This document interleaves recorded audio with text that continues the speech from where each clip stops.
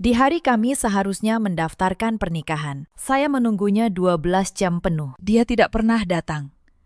Malam itu, saya pulang. Dan tatapan seluruh keluarga terasa asing. Adik perempuan saya buru-buru menyembunyikan sesuatu di balik punggungnya. Sehelai gaun pengantin. Dan di jarinya, sebentuk cincin berlian. Saya langsung mengerti segalanya. Pria yang saya tunggu bukannya tidak datang. Dia hanya menikahi orang lain. Orang itu adalah adik saya sendiri. Saya tidak menangis. Saya tidak berteriak.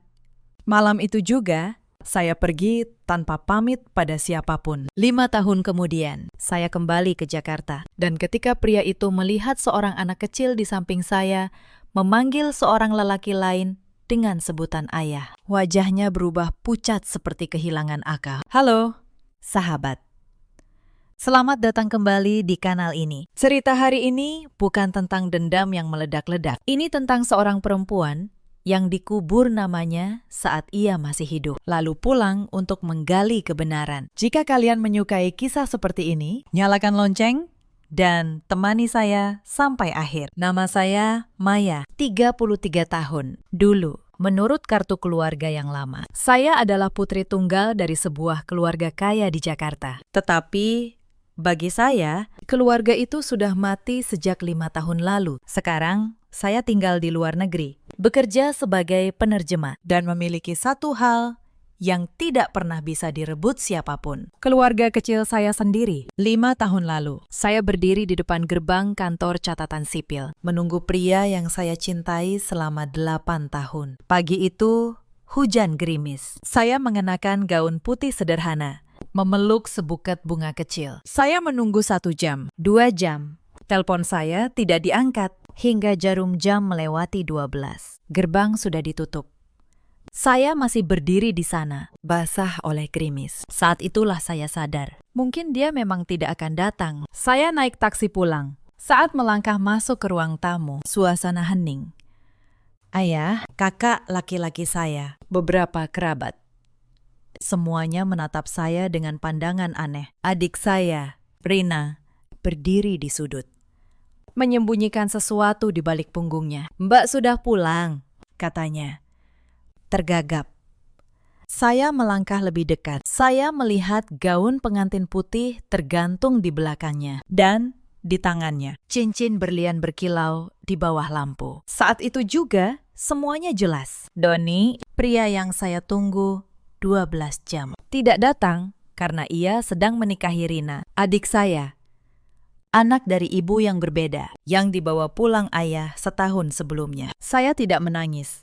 Saya hanya menatap mereka sebentar, lalu kembali ke kamar dengan tenang. Saya mengemasi sebuah koper kecil, 2 setel pakaian, sedikit uang. Lalu, saya meninggalkan rumah itu di tengah malam yang basah, tanpa pamit pada siapapun. Saya tidak tahu bahwa malam itu adalah awal dari hilangnya saya selama 5 tahun. Pesawat saya mendarat di Bandara Soekarno-Hatta pada suatu sore yang diwarnai gerimis. Persis seperti hari kepergian saya dulu. Di samping saya, suami saya, Aditya, dan putra saya yang berusia 2 tahun, Bima. Bunda, ini Indonesia, tanyanya. Saya mengusap kepalanya. Iya, sayang. Ini tanah kelahiran Bunda. Sebenarnya saya pulang hanya untuk satu urusan, berziarah ke makam ibu. Ibu saya meninggal tepat setahun sebelum saya pergi. Dan hari pemakamannya menjadi hari paling kelam dalam hidup saya. Di rumah duka yang masih pekat oleh asap dupa. Ayah berdiri di hadapan kerabat dan membawa pulang seorang anak perempuan. Saya hanya membuat kesalahan kecil, seperti pria-pria lain, katanya. Kesalahan selama 20 tahun membesarkan anak di luar nikah. Ia sebut hanya kesalahan kecil. Anak itu adalah Rina. Sore itu saya pergi ke tempat pemakaman umum Tanah Kusir. Saya meletakkan sebuket krisan putih, menunduk menyalakan dupa. Bu, Maya pulang, bisik saya. Tepat saat saya hendak pergi, mata saya terpaku pada makam di sebelahnya. Saya membeku. Di nisan itu terpampang foto saya. Tertulis jelas, istriku tercinta, Maya. Di bawahnya, 1 baris lagi. Dari suami yang berduka. Doni, saya terpaku. Di depan makam ada sebuket mawar merah segar, sebuah gelang tasbih, dan sepotong kue coklat. Kue kesukaan saya dulu. Petugas mengikuti arah pandangan saya, lalu terkejut. Mbak, aneh ya. Orang di foto nisan itu mirip sekali dengan Mbak. Kalau saya tidak tahu Mbak baru pulang dari luar negeri, saya bisa kira ketemu hantu. Saya tersenyum tipis. Hanya mirip. Itu bukan saya. Orang di nisan itu sudah meninggal 5 tahun lalu. Saya tidak tahu.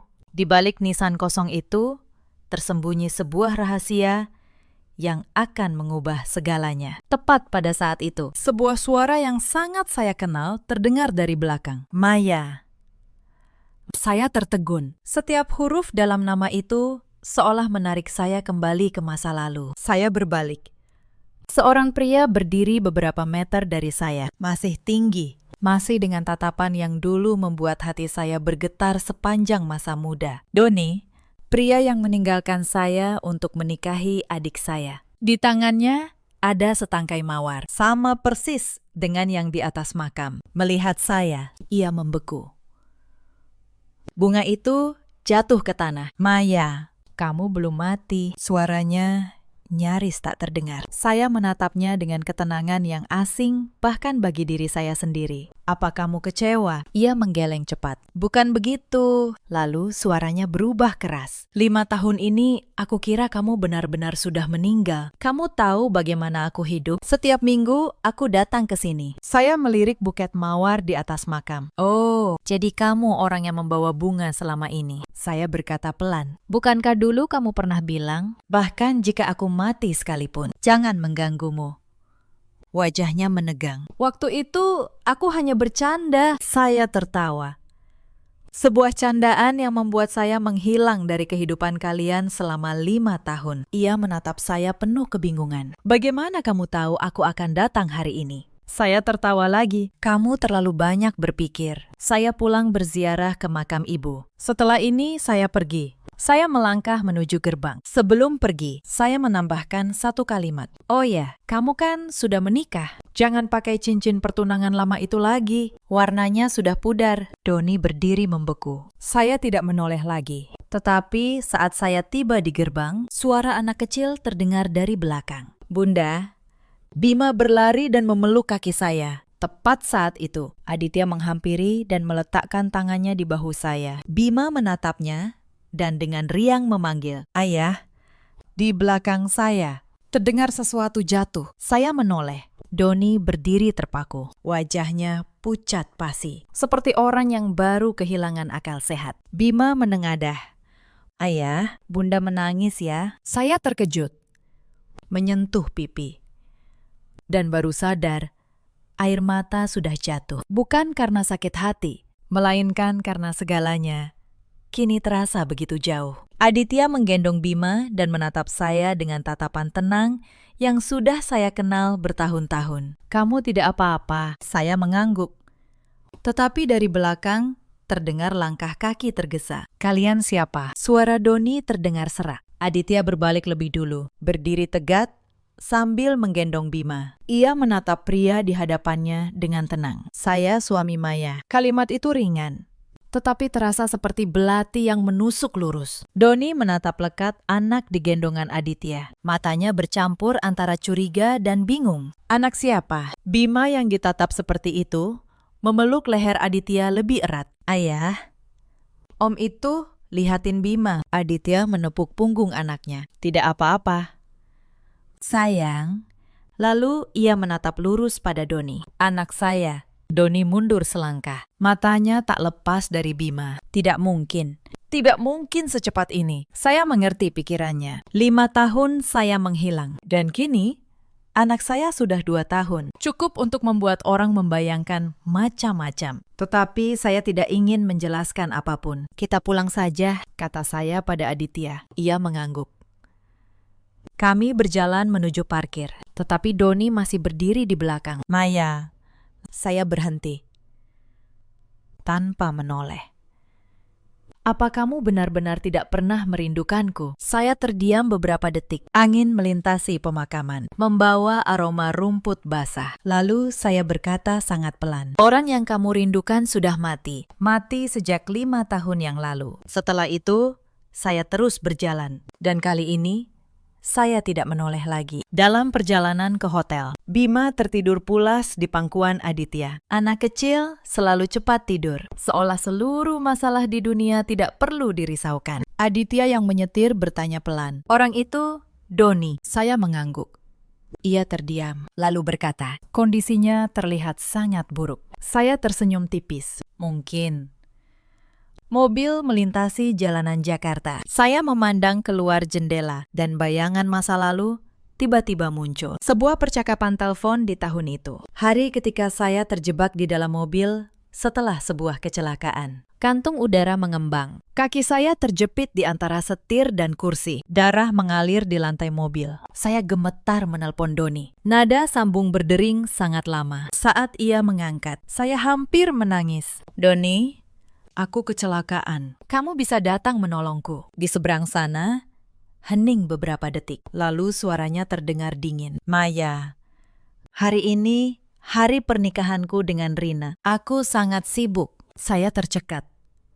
Doni, aku benar-benar sudah tidak tahan lagi. Tetapi jawabannya hanya tawa dingin. Maya, bahkan jika kamu mati sekalipun, jangan mengganggu aku. Kalimat itu, sampai sekarang, masih saya ingat setiap katanya. Itulah sebabnya saat saya berhasil diselamatkan, saya memutuskan meninggalkan segalanya. Meninggalkan kota ini, meninggalkan keluarga, meninggalkan nama Maya. Mobil berhenti di depan hotel. Aditya membaringkan Bima yang tidur lelap. Inilah kehidupan saya sekarang, tanpa pengkhianatan, tanpa tatapan dingin. Aditya berkata pelan, Maya, kalau kamu mau, kita bisa meninggalkan Indonesia lebih cepat. Saya menggeleng.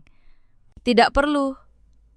Saya masih punya satu urusan yang harus diselesaikan. Aditya tidak bertanya lebih jauh. Tepat saat itu, ponsel saya bergetar. Nomor tak dikenal. Saya ragu sejenak, lalu mengangkatnya. Suara yang familiar terdengar. Maya, bisa kita bertemu sekali lagi. Ada yang ingin aku bicarakan. Doni, saya memandang keluar jendela. Langit Jakarta mulai gelap. Setelah jeda panjang, saya menjawab. Besok, di kafe lama di Jalan Cikini. Ia menghela napas lega. Aku akan datang. Saya menutup telepon. Aditya menatap saya. Kamu yakin? Saya mengangguk. Ada beberapa hal yang perlu diselesaikan. Di luar jendela, angin malam mulai bertiup kencang. Saya tidak tahu apa yang akan dibawa oleh pertemuan esok hari. Tetapi satu hal yang saya tahu pasti, masa lalu sudah saatnya ditutup. Saya hanya tidak menyangka, pertemuan keesokan hari justru akan menyeret sebuah rahasia yang 5 tahun ini tidak pernah saya ketahui. Keesokan paginya, cuaca cerah. Jakarta di awal musim kemarau terasa sejuk, langitnya biru jernih. Kafe lama itu masih ada di sana, dulu. Saya dan Doni sering duduk di sudut dekat jendela, memesan 2 cangkir kopi susu dan sepotong kue kecil. Saat saya melangkah masuk, hati saya tidak lagi berdebar. Yang ada hanya perasaan asing. Doni sudah duduk di sana, secangkir kopi dingin di hadapannya. Saya duduk. Kamu bilang ada yang ingin dibicarakan. Matanya jatuh pada cincin kawin di jari saya. Suamimu baik padamu. Saya balik menatapnya. Menurutmu? Doni tersenyum getir, lalu berkata pelan. Maya, aku kira kamu benar-benar meninggal setelah kecelakaan itu. Semua orang bilang kamu tidak selamat. Saya mengerutkan kening. Tidak selamat. Doni menatap saya. Hari itu mobilmu hancur. Polisi bilang orang di dalamnya pasti terluka parah. Tapi saat tim penyelamat datang, kamu sudah menghilang. Saya tertegun. Saya ingat dengan jelas hari itu. Setelah terjebak di mobil, saya pingsan. Saat sadar, saya sudah berada di rumah sakit. Tetapi bukan rumah sakit di Jakarta, melainkan sebuah klinik swasta di Cirebon. Dokter di sana bilang, seorang pria membawa saya ke sana. Tetapi pria itu tidak meninggalkan nama. Doni mengangguk. Ayahmu bahkan membuatkan makam untukmu. Saya tersenyum sinis. Oh, Jadi makam kemarin itu maksudnya. Doni menatap saya. Maya, aku minta maaf. Dua kata yang datang terlambat. Terlambat hingga saya hampir tidak merasakan apa-apa lagi. Saya hanya bertanya satu hal. Apa yang ingin kamu bicarakan? Doni mengepalkan tangan. Tentang kecelakaanmu. Saya mengerutkan kening. Kecelakaan? Ia mengangguk. Aku sudah menyelidikinya lagi. Malam itu, mobil yang menabrakmu bukan kecelakaan biasa. Jantung saya berdebar pelan. Apa maksudmu? Doni menatap lurus ke mata saya. Ada yang sengaja menabrak mobilmu. Seluruh kafe seolah menjadi sunyi. Di luar jendela, orang-orang masih berlalu lalang seperti biasa. Tetapi di dalam hati saya, rasa dingin menjalar. Kenapa kamu berpikir begitu? Doni memutar sebuah video di ponselnya. Rekaman kamera lalu lintas. Sebuah truk melaju lurus ke arah mobil kecil yang sedang berbelok. Itu mobil saya 5 tahun lalu. Satu detail membuat hati saya membeku. Truk itu sama sekali tidak mengerem. Ia melaju lurus, seolah sudah mengincarnya. Saya menelan ludah. Kamu mau bilang siapa yang melakukannya? Doni terdiam. Lalu berkata sangat pelan. Hari itu, hanya ada satu orang yang tahu kamu akan datang ke pernikahan. Saya mengerti maksudnya. Sebuah nama muncul di kepala saya hampir seketika. Tetapi saya tidak mengucapkannya. Doni melanjutkan. Rina. Saya menatapnya. Adik saya. Doni mengangguk. Aku tidak punya bukti. Tapi setelah kecelakaan, sopir truknya menghilang. Rekeningnya menerima transfer besar. Lalu, ia meninggalkan Indonesia. Di kepala saya muncul bayangan Rina, adik yang selalu terlihat lemah. Saya berdiri. Terima kasih. Doni ikut berdiri. Maya. Saya menatapnya. Suara saya tenang. Masa laluku, biar saya yang selesaikan. Kamu tidak perlu menebus apapun. Saya berbalik meninggalkan kafe. Tetapi saat melangkah keluar pintu, ponsel saya tiba-tiba berdering. Aditya, suaranya tergesa.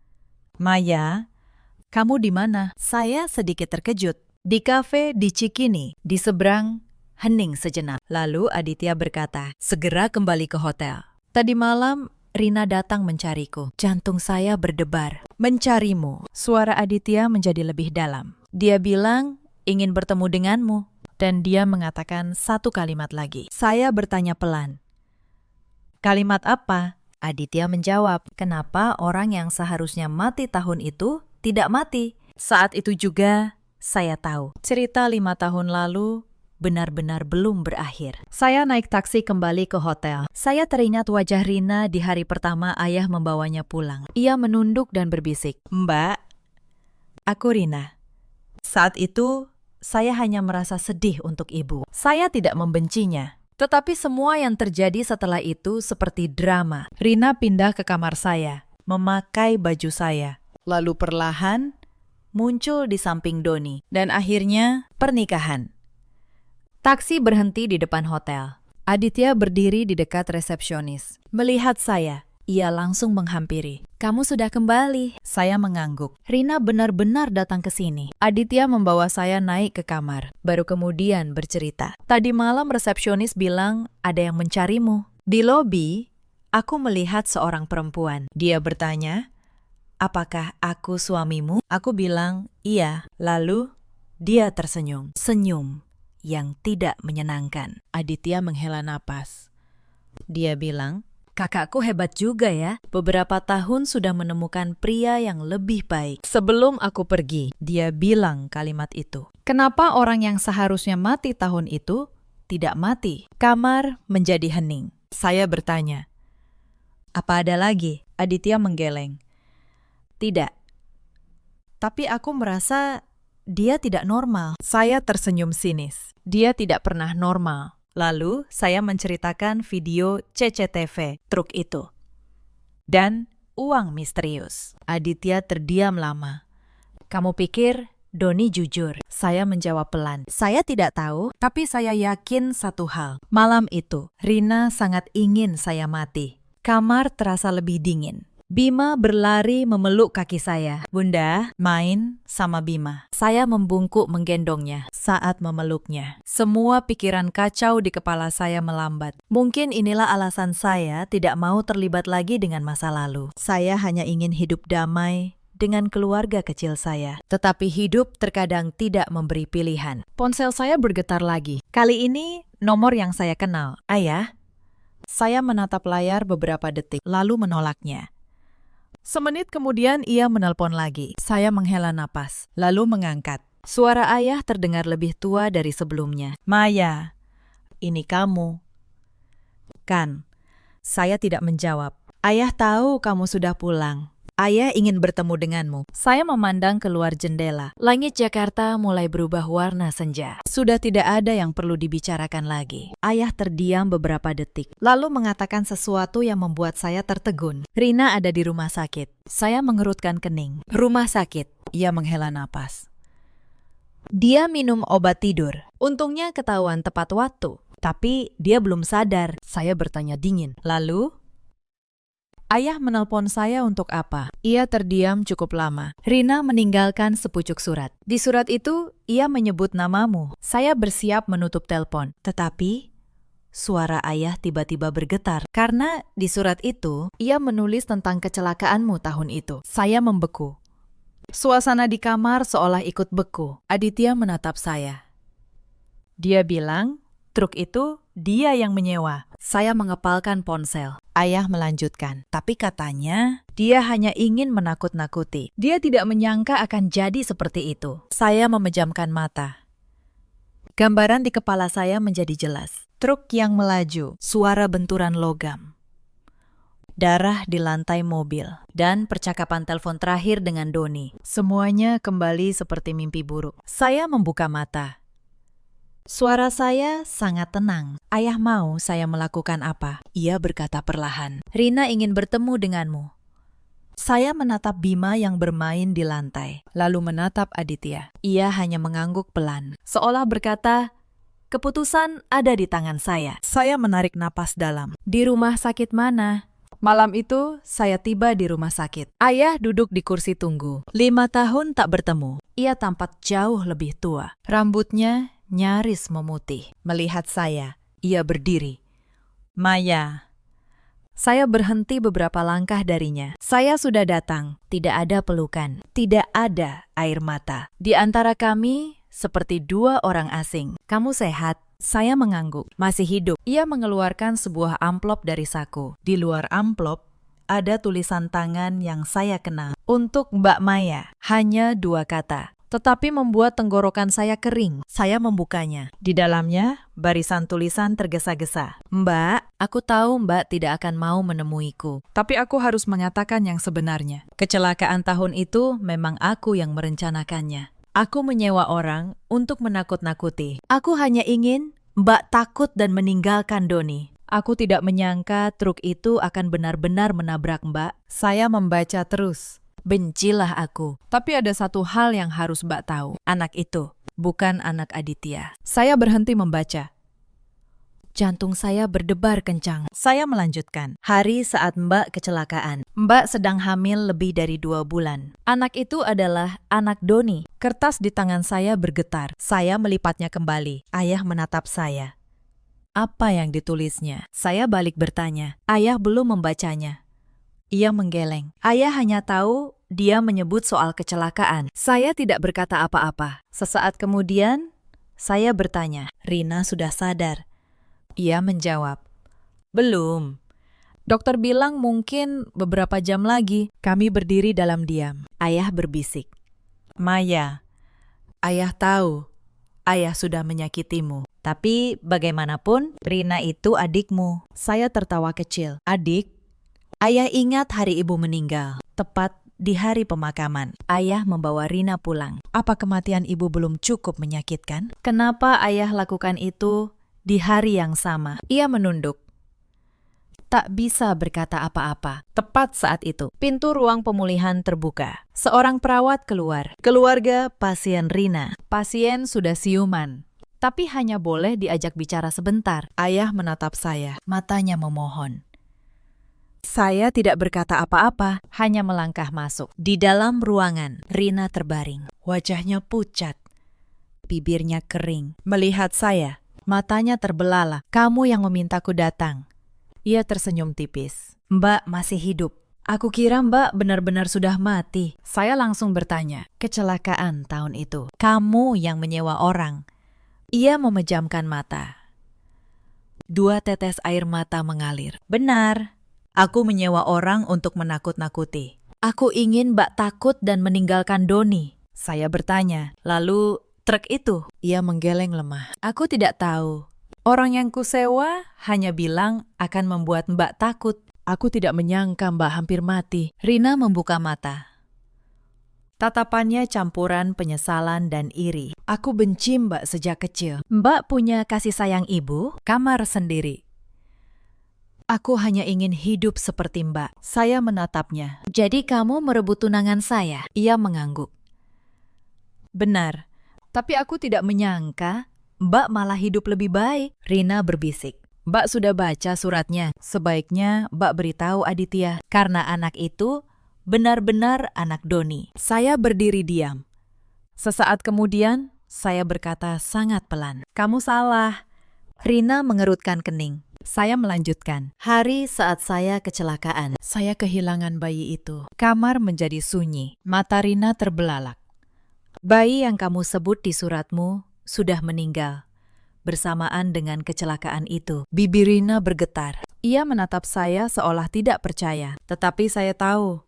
Saya mengatakan yang sebenarnya. Setelah operasi tahun itu, dokter memberitahu saya, bayinya tidak bisa diselamatkan. Saya berbalik.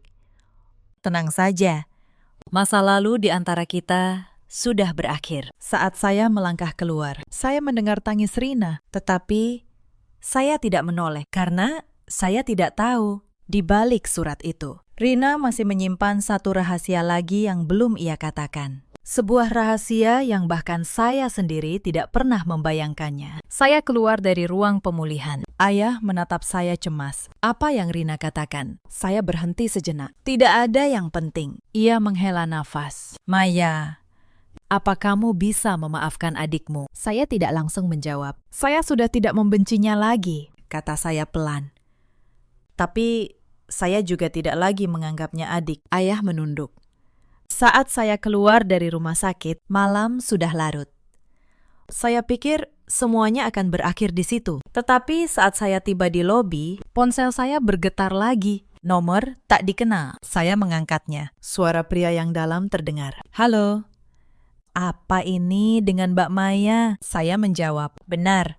Pria itu melanjutkan. Saya sopir truk tahun itu. Jantung saya berdebar kencang. Anda di mana? Pria itu berkata perlahan. Saya baru kembali ke Indonesia. Saya ingin bertemu dengan Anda. Saya menatap Aditya yang baru menghampiri. Untuk apa Anda ingin bertemu saya? Pria itu terdiam, lalu mengatakan sesuatu yang membuat seluruh tubuh saya dingin. Karena orang yang menyewa saya untuk menabrak Anda, bukan Rina.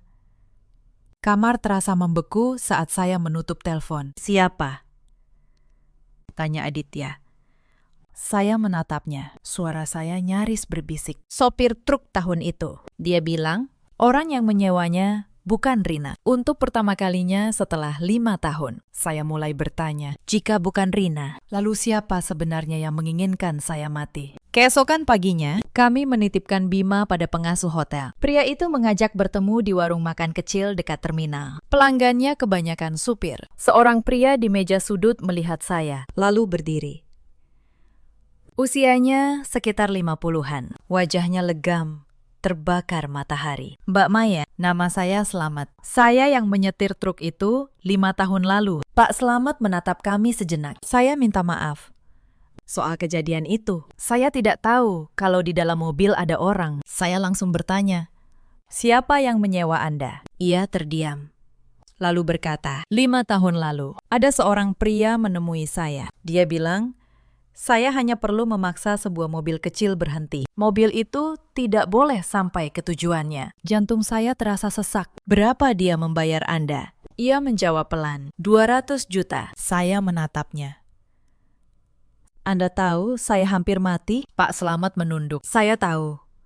Setelah kejadian itu, saya sangat takut. Tapi pria itu sudah mengurus semuanya. Saya bertanya, siapa dia? Pak Slamet mengangkat kepala. Matanya menunjukkan keraguan. Saya tidak tahu namanya, tapi saya ingat wajahnya. Dia naik mobil mewah, memakai setelan.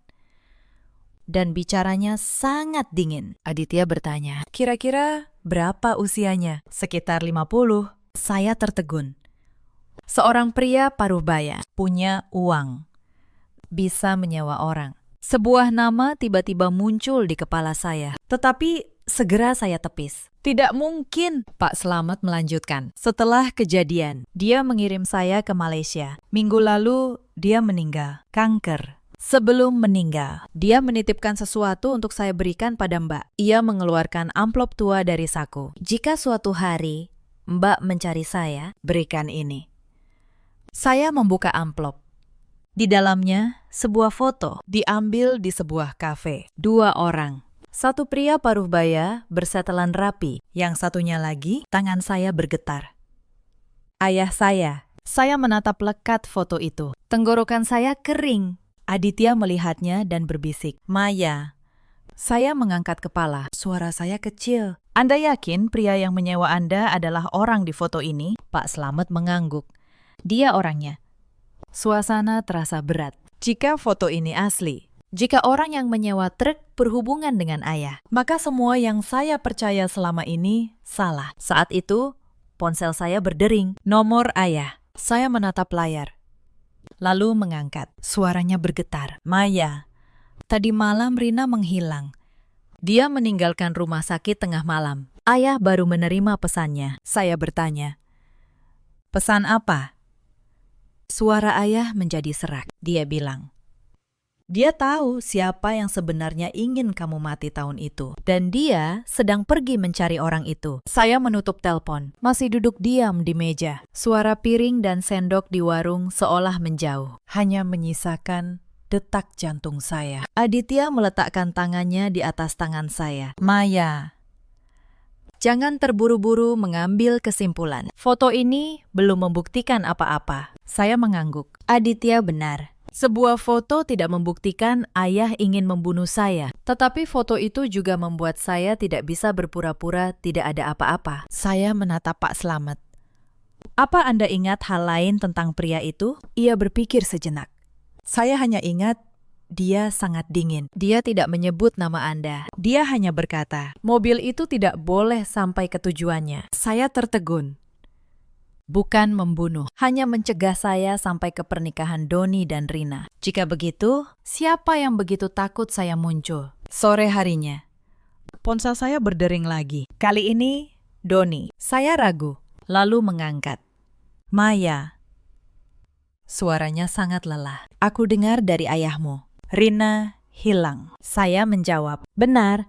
Doni terdiam. Aku rasa aku tahu di mana dia. Di rumah lama ayahmu. Tahun lalu, setelah kamu kecelakaan, Rina pulang ke sana semalaman. Aku baru saja lewat, lampu di dalam rumahnya menyala. Saya menatap Aditya. Ia mengangguk. Kita ke sana. Hari mulai gelap saat kami tiba di kompleks perumahan lama. Rumah 3 lantai berwarna krem itu masih berdiri. 5 tahun lalu, saya meninggalkan tempat ini di tengah malam hujan. Tak saya sangka, hari ini saya kembali. Pintu utama terbuka. Rina, panggil saya. Tidak ada jawaban. Saya masuk. Sofa tua, meja kayu. Foto keluarga di dinding. Di dalam foto itu, ibu tersenyum lembut. Hati saya sesak. Terdengar langkah kaki di tangga. Rina berdiri di anak tangga. Wajahnya pucat. Matanya merah, tetapi tatapannya tenang. Mbak sudah datang. Kamu yang memintaku datang. Ia menggeleng. Bukan, tapi aku tahu.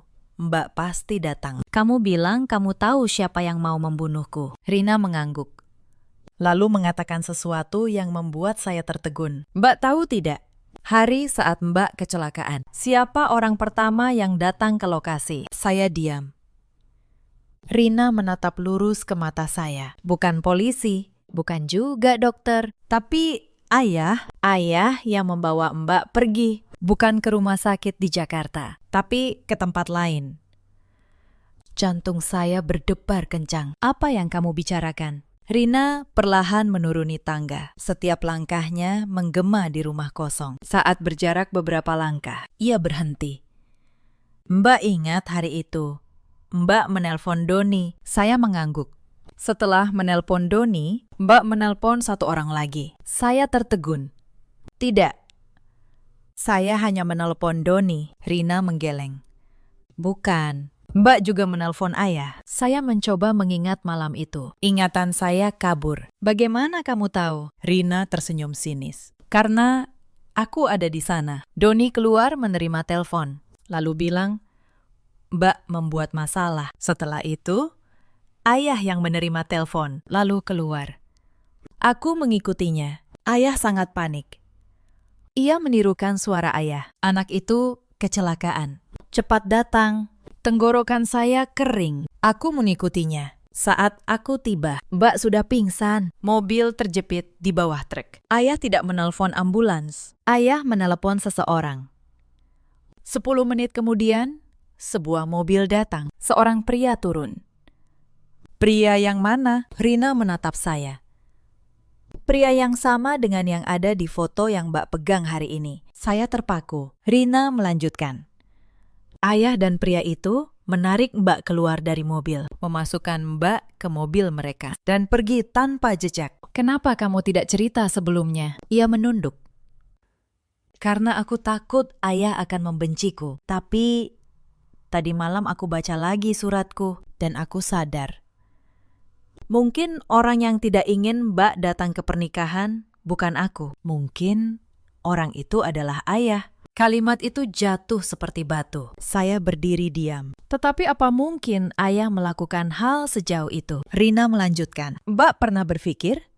Tidak. Kenapa ayah terburu-buru membawaku pulang tepat di hari pemakaman ibu? Karena pria di foto itu mitra bisnis ayah. Dia punya seorang putra. Ayah ingin Mbak menikah dengan putranya. Saya tertegun. Saya tidak pernah mendengar ini. Rina tersenyum sedih. Karena Mbak sudah mencintai Doni. Ayah menentang. Tapi Mbak tidak mau dengar. Ayah memang tidak pernah menyukai Doni. Tapi saya tidak pernah berpikir ia akan bertindak sejauh ini. Rina menatap saya. Setelah Mbak kecelakaan, ayah memberitahu semua orang Mbak sudah meninggal. Ayah membuatkan makam. Rasa dingin menjalar. Untuk apa? Rina menjawab pelan, agar Mbak menghilang, agar Mbak tidak merusak rencana ayah. Saya berdiri diam. Semuanya perlahan tersusun. Kecelakaan, pria di dalam foto, 5 tahun kehilangan. Saya menatap Rina. Lalu kenapa kamu memberitahuku sekarang? Ia menunduk. Sesaat kemudian, ia berkata, karena aku juga ditipu ayah. Ayah bilang kalau aku menikah dengan Doni, ayah akan memberiku kehidupan yang baik. Tapi setelah Mbak menghilang, ayah mulai mencarikan jodoh lain untukku. Saya mengerti. Di mata ayah, saya dan Rina hanyalah pion. Tepat saat itu, pintu di halaman depan terbuka. Kami berdua menoleh. Sesosok bayangan masuk. Suara yang familiar terdengar. Maya. Saya berbalik. Ayah. Ia berdiri di ambang pintu. Wajahnya pucat pasi melihat kami berdua. Suasana di rumah tiba-tiba menjadi sangat berat. Saya menatapnya. Lalu bertanya, sebuah pertanyaan yang selama 5 tahun ini tidak pernah berani saya tanyakan. Ayah, hari saat saya kecelakaan, apa yang sebenarnya ayah lakukan? Pertanyaan itu jatuh seperti batu yang berat. Ayah menatap saya. Lalu menatap Rina. Ruangan begitu sunyi. Setelah jeda panjang, ia melangkah masuk dan menutup pintu. Kamu dengar cerita ini dari siapa? Suaranya tidak keras, tetapi dingin. Rina, yang berdiri di belakang saya, berkata dengan suara gemetar, Ayah, aku sudah menceritakan semuanya pada Mbak. Ayah berbalik tajam. Apa yang kamu ceritakan? Rina menelan ludah. Aku cerita. Hari itu ayah datang ke lokasi. Ayah yang membawa Mbak pergi. Ayah menatapnya lama. Tatapan yang bisa membuat orang ketakutan. Tetapi kali ini Rina tidak menunduk. Aku tidak mau berbohong lagi. Semuanya sudah sampai pada titik ini. Ayah menoleh pada saya. Jangan dengarkan omong kosongnya. Saya tidak bergerak. Kalau begitu, ayah yang jelaskan. Ia duduk di sofa. Kepalanya menunduk lama. Akhirnya, ia berkata, benar. Ayah menerima teleponmu. Ayah tahu kamu kecelakaan. Ayah langsung ke sana. Kenapa ayah tidak menelpon ambulans? Ia mengangkat kepala, matanya lelah.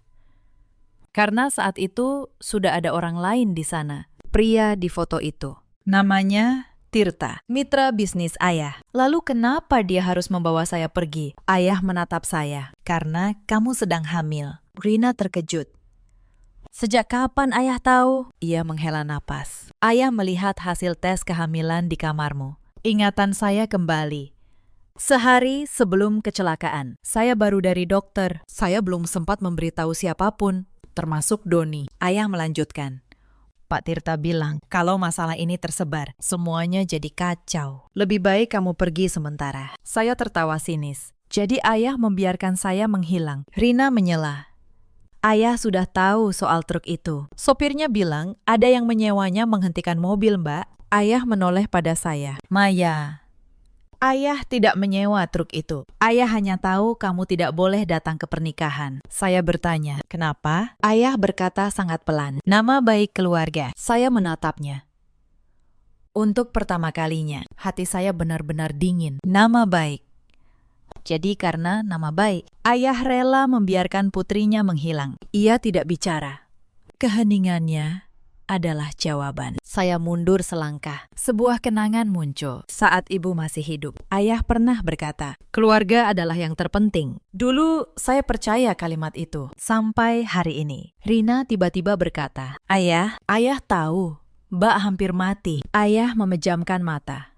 Ayah tahu, suaranya serak. Ayah berdiri di sana, melihatmu terbaring di dalam mobil. Ayah berpikir, jika kamu benar-benar mati. Ia berhenti. Saya menatapnya. Ayah berpikir, apa? Ia membuka mata. Ayah berpikir, mungkin segalanya akan jadi lebih sederhana. Kalimat itu membuat ruangan sunyi senyap. Tak ada lagi yang perlu dibicarakan. Semuanya sudah jelas. Saya berbalik menuju pintu. Maya, panggil ayah. Saya berhenti.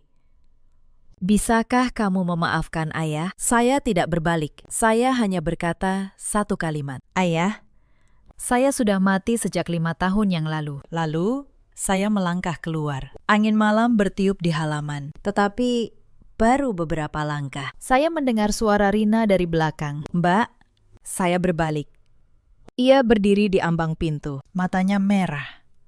Mbak pikir ceritanya hanya sampai di sini. Saya menatapnya. Apalagi yang mau kamu katakan? Rina berkata sangat pelan. Ayah bukan satu-satunya orang yang tahu Mbak hamil. Jantung saya sesak. Maksudmu Doni? Rina menggeleng. Ia menatap saya. Matanya penuh kelelahan. Ibunya Doni. Saya membeku. Rina melanjutkan. Beliau datang menemui ayah. Beliau yang pertama kali mengatakan bahwa Mbak harus menghilang. Angin malam bertiup kencang. Daun-daun di halaman berterbangan. Saya berdiri diam.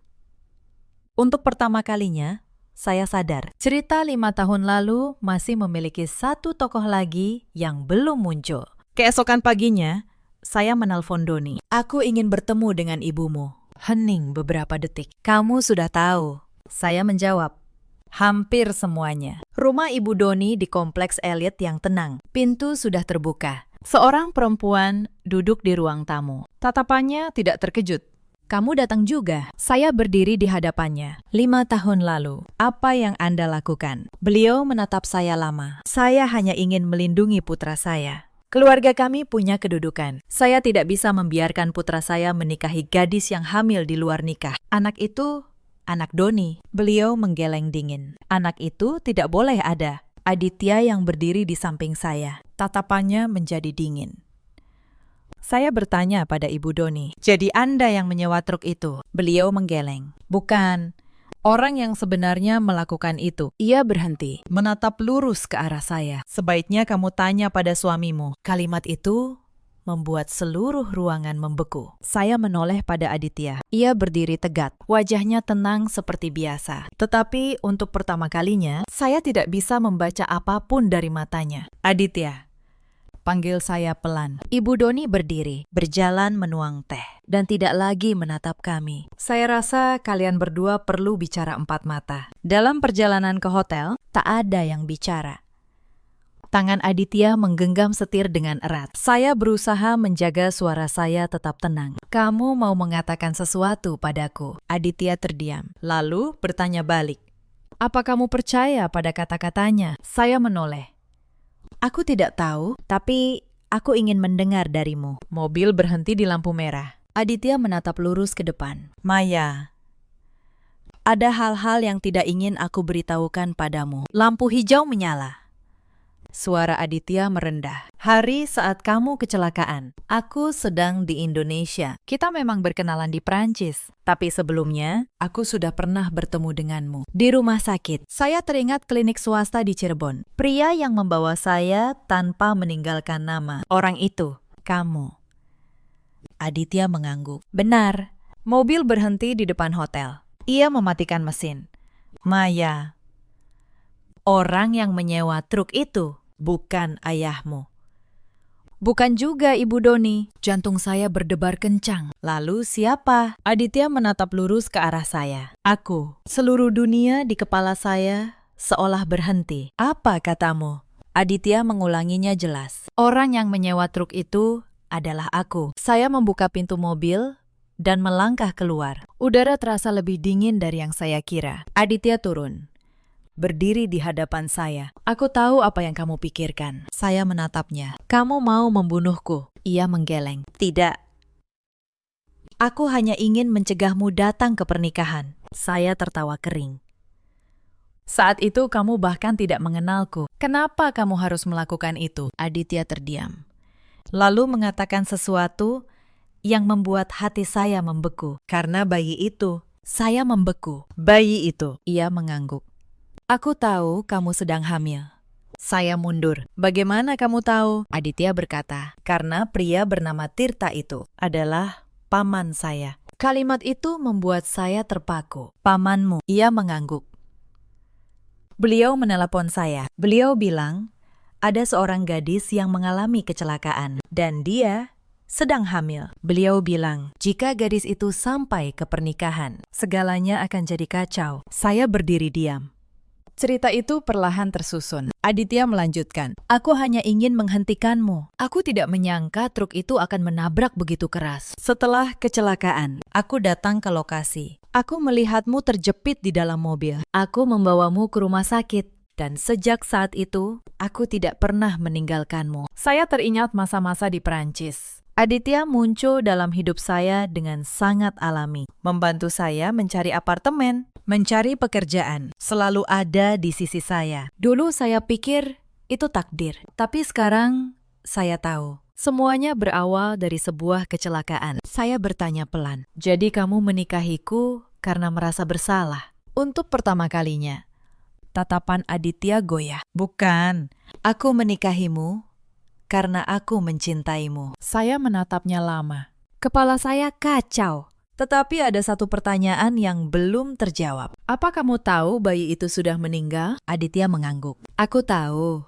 Dokter yang memberitahu. Saya bertanya, lalu kenapa kamu tidak memberitahuku yang sebenarnya? Aditya menunduk. Karena aku takut. Aku takut kamu akan meninggalkanku. Kami berdiri diam di depan hotel. Sesaat kemudian saya berkata, aku butuh waktu. Aditya mengangguk. Aku mengerti. Tepat saat itu, ponsel saya berdering. Rina. Suaranya panik. Ayah pingsan. Saya bertanya. Di mana? Ia berkata cepat. Di rumah. Dokter bilang, beliau kena stroke. Saya mengepalkan ponsel. Sebuah firasat aneh muncul. Mungkin sebelum segalanya berakhir, saya masih harus kembali ke rumah itu sekali lagi. Aditya berkata, aku antarkan kamu. Dalam perjalanan, kenangan lama muncul. Ada ayah yang tidak pandai menunjukkan kasih sayang, tetapi bukan berarti tidak mencintai anaknya. Mobil berhenti di rumah lama. Ayah terbaring di sofa. Seorang dokter memeriksanya. Beliau terkena stroke ringan. Untungnya, cepat diketahui. Tapi harus segera dibawa ke rumah sakit. Rina berkata, ambulans sedang dalam perjalanan. Beberapa detik kemudian, ayah membuka mata. Pandangannya berkeliling. Lalu berhenti pada saya. Maya, suaranya lemah. Saya mendekat. Saya di sini. Ia menatap saya lama. Tatapan yang sama seperti saat saya masih kecil. Kamu pulang juga? Saya mengangguk. Ayah menoleh pada Aditya. Kamu suami Maya. Aditya mengangguk. Ayah terdiam. Lalu berkata, terima kasih sudah menjaganya. Lalu ia menoleh pada saya. Maya, apa kamu membenci ayah? Saya berpikir sejenak. Lalu menjawab jujur. Iya. Ayah mengangguk. Ayah mengerti. Ayah sudah melakukan banyak kesalahan. Ia berhenti.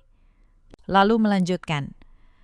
Tapi ada satu hal yang harus kamu tahu. Kecelakaan tahun itu. Ayah tidak ingin kamu mati. Ayah hanya ingin kamu pergi sementara. Ayah pikir setelah semuanya reda, ayah akan mencarimu dan membawamu pulang. Saya bertanya, tapi bagaimana jika saya benar-benar mati? Ayah memejamkan mata. Setetes air mata mengalir. Ayah sudah berpikir, jika kamu mati, ayah akan hidup dengan dosa itu seumur hidup. Ia membuka mata. Setelah kamu menghilang, ayah mencarimu 2 tahun. Tapi tidak ada yang tahu kamu di mana. Ayah membuatkan makam karena ayah pikir kamu sudah meninggal. Ayah ingin setiap hari punya tempat untuk dikunjungi. Dulu saya pikir makam itu hanya kebohongan. Sekarang saya tidak yakin lagi. Tepat saat itu, suara sirena ambulans terdengar. Petugas medis memindahkan ayah. Sebelum dibawa keluar, ia menggenggam tangan saya. Tangannya dingin. Maya, bisiknya sangat pelan. Hiduplah dengan bahagia. Jangan seperti ayah. Saya mengangguk. Ambulans pergi. Lampu merahnya berkedip dan menjauh. Rina berdiri di samping saya. Apa Mbak akan ke rumah sakit? Saya mengangguk. Tetapi tepat saat itu, Aditya meletakkan tangannya di bahu saya. Maya, ada satu hal yang belum kukatakan padamu. Saya menatapnya. Apa itu? Aditya menatap saya lama, lalu berkata, tentang Bima. Jantung saya sesak. Bima? Kenapa? Aditya berkata sangat pelan. Mungkin bayi tahun itu tidak meninggal. Saya membeku. Apa yang baru saja kamu katakan? Aditya menatap saya. Matanya tidak menghindar. Mungkin bayi tahun itu masih hidup. Saya menggeleng. Tidak mungkin. Dokter sudah memberitahuku. Bayinya tidak bisa diselamatkan. Aditya menghela napas. Dokter memberitahumu. Tapi bukan memberitahuku. Saya menatapnya. Apa maksudmu? Aditya berkata pelan. 5 tahun lalu, setelah membawamu ke ruang operasi, aku bicara dengan dokter.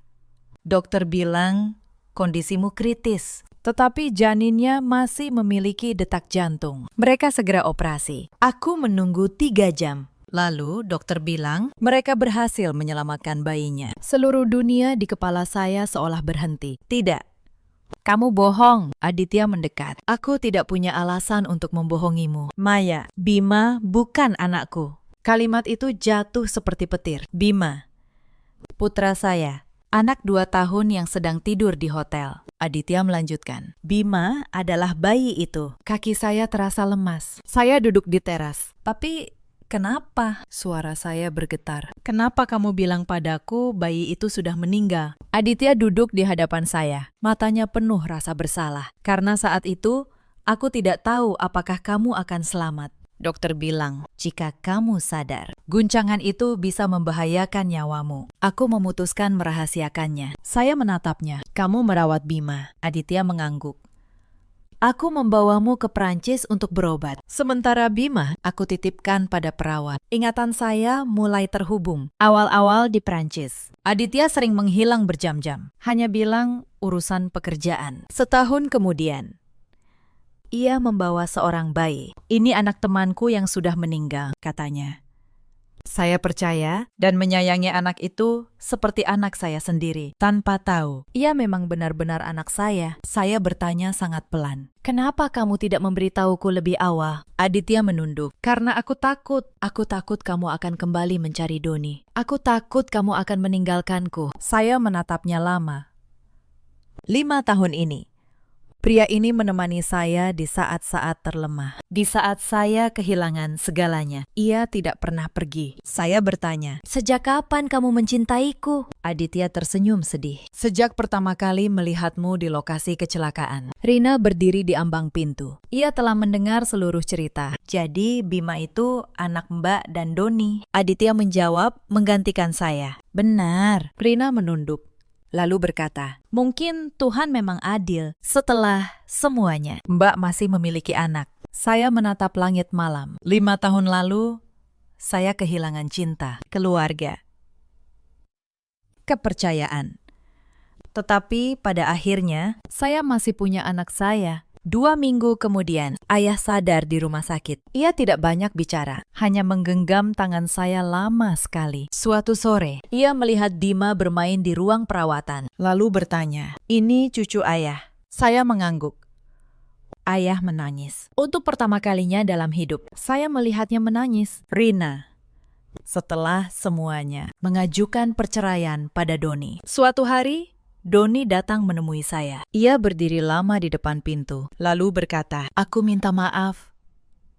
Saya hanya mengangguk, karena ada permintaan maaf yang datangnya terlalu terlambat. Suatu pagi di musim kemarau, saya mengajak Bima jalan-jalan di taman. Anak itu berlari di depan. "Bunda, ayo cepat." Saya tersenyum.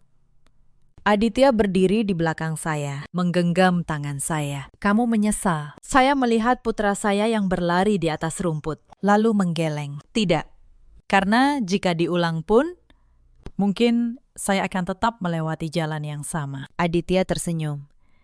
"Kenapa?" Saya berkata, "Karena di ujung jalan ini, saya bertemu denganmu." Angin sepoi-sepoi meniup pepohonan. Bima berbalik dan berlari ke arah kami. "Ayah, ayah."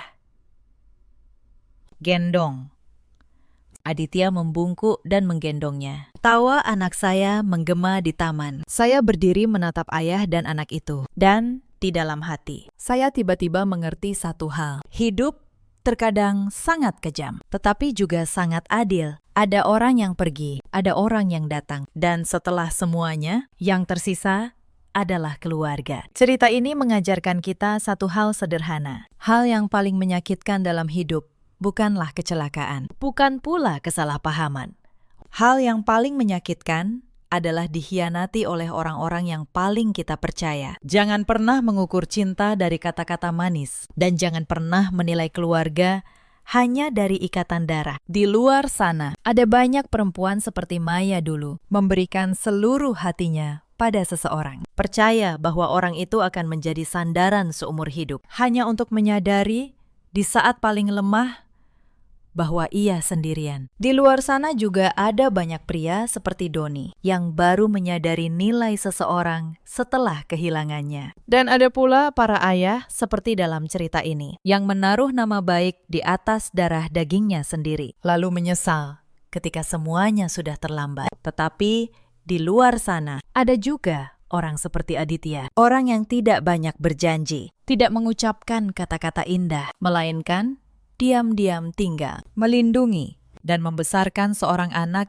yang bukan darah dagingnya. Orang yang mencintaimu belum tentu ada di sisimu saat kamu jatuh, tetapi orang yang tetap tinggal saat kamu jatuh, dialah keluarga yang sesungguhnya. Dalam hidup, kita semua punya pilihan. Kita bisa selamanya tenggelam dalam dendam, atau kita bisa memilih untuk bangkit dan melanjutkan hidup. Memaafkan bukan berarti melupakan. Memaafkan adalah saat kita sadar bahwa masa lalu telah berlalu dan hidup kita masih sangat panjang di depan. Jika kalian punya cerita serupa, ceritakan di kolom komentar. Terima kasih sudah menemani saya sampai akhir.